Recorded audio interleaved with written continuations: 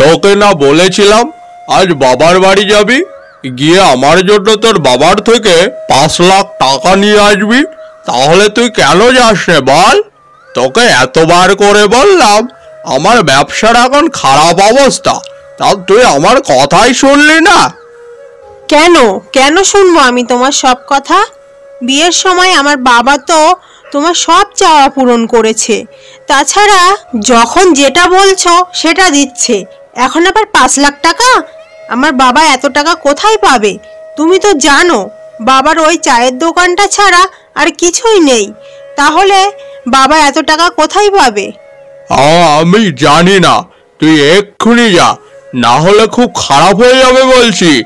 আমার টাকাগুলো খুব দরকার। দরকার? কি দরকার তা কি আমি জানি না? সারাক্ষণ ওসব সাইপাস গিলবা আর আমার বাবা টাকা দেবে? না, আমি যাব না। তোমার যা করার তুমি করে নিও। কি যাবি না? আজ তোকে তো আমি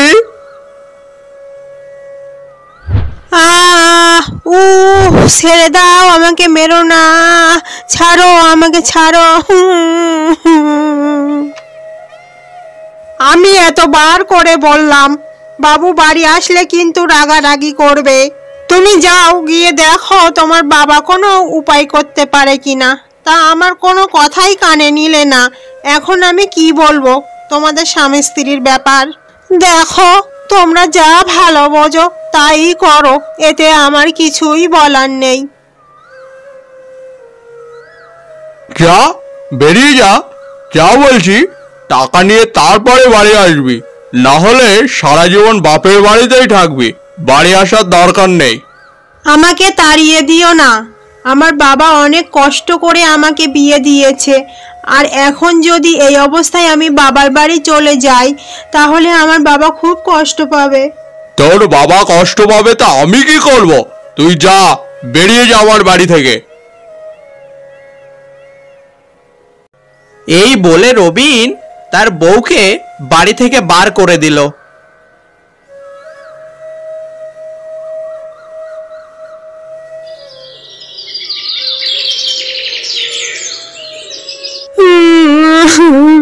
আমি এখন কোথায় যাব? বাবার বাড়ি তো যেতে পারবো না। আমি যদি বাবার বাড়িতে যাই তাহলে বাবা সব শুনে ভীষণ কষ্ট পাবে। মা মারা যাওয়ার পরে বাবা আমাকে অনেক কষ্ট করে মানুষ করেছে, তাই আমি চাই না যে বাবা আমার জন্য নতুন করে আবার চিন্তায় পড়ুক। কিন্তু আমি এখন কোথায় যাব?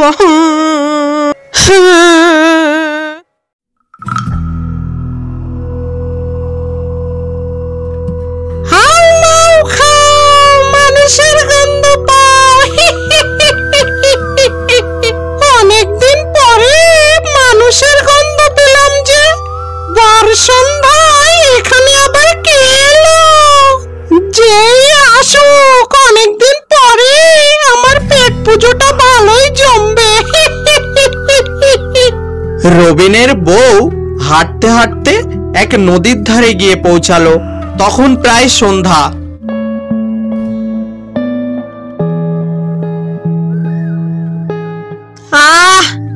আর পারছি না, খুব খিদে পেয়েছে, পাখানাও খুব ব্যথা করছে। আমি এখন কোথায় যাব? আমার আর বাঁচার কোনো ইচ্ছে নেই। এই অভিশপ্ত জীবন রাখার থেকে আমার মরে যাওয়া অনেক ভালো।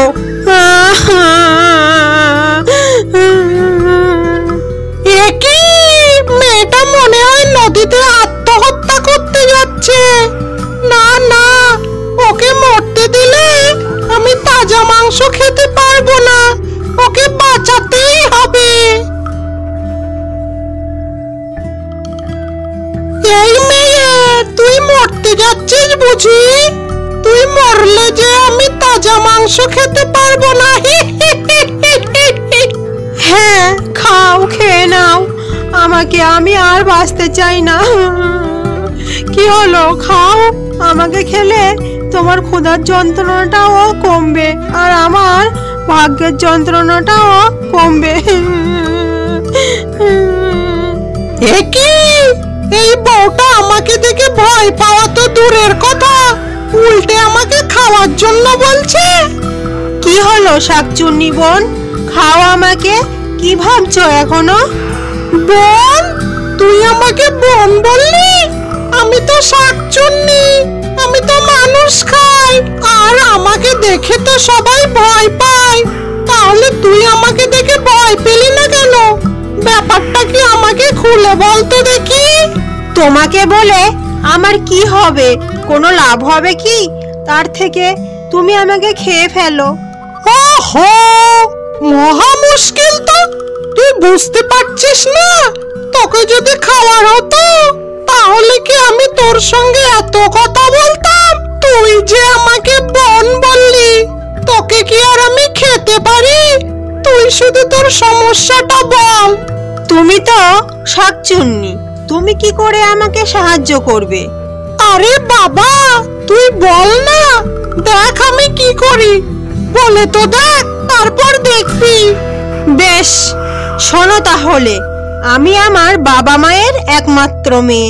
আমি যখন খুব ছোট তখন আমার মা মারা যায়। তারপর আমার বাবা আমার কথা ভেবে আর বিয়ে করেনি। আমি যখন বড় হই তখন আমার বাবা ভালো একটা সম্বন্ধ দেখে বিয়ে দেয়, কিন্তু তারা খুবই লোভী। আমার বাবা আমাকে বিয়ের সময় অনেক জিনিসপত্র দিয়েছিল, কিন্তু তা সত্ত্বেও ওরা সব সময় আমার বাবার থেকে কিছু না কিছু চাইতেই বলতো। আমি ওদের কথা মতো বাবার কাছ থেকে সেটাই এনে দিতাম, কিন্তু এখন ওরা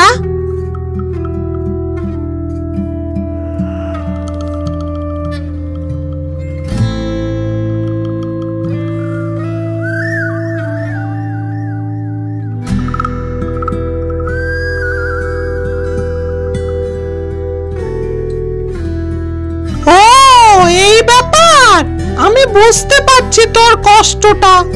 আর আজকাল এমন কিছু কাপুরুষদের জন্য সকল পুরুষ জাতিকে অপমানিত হতে হয়। আর এই কাপুরুষদের কপালে যে নারীগুলো থাকে তাদের জীবনটাও নরক বানিয়ে দেয়, ঠিক আমার মতো। জীবনটা অনেক কঠিন রে। আত্মহত্যা করলে জীবনের সব সমস্যার সমাধান হয় না, বেঁচে থেকে লড়াই করতে হবে। আর আত্মহত্যা করা মহাপাপ, তুই সেটা জানিস না? যাই হোক, চল দেখি এখন তোর বাড়িতে। এই বলে রবিনের বউ শাকচুন্নিকে নিয়ে বাড়িতে চলে গেল।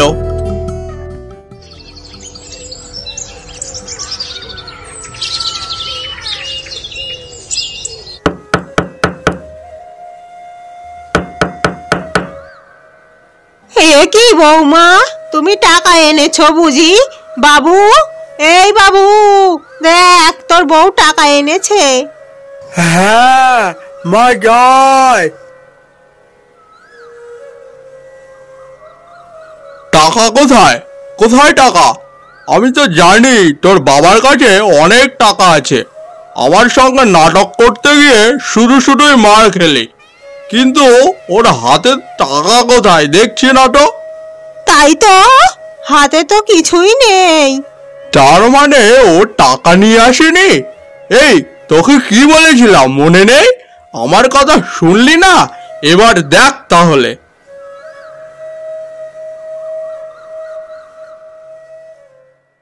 খুব শখ না অন্যের টাকায় মস্তানি করার? দেখ তাহলে এবার। এই বলে শাকচুন্নি রতনকে লাঠি দিয়ে মারতে লাগলো।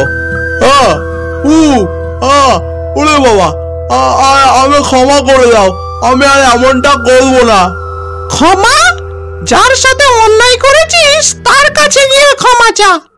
ও ও বৌমা, শাকচুন্নিটা যে আমার বাবুকে মারছে, শিগগিরই ক্ষমা করে দাও বাবুটাকে।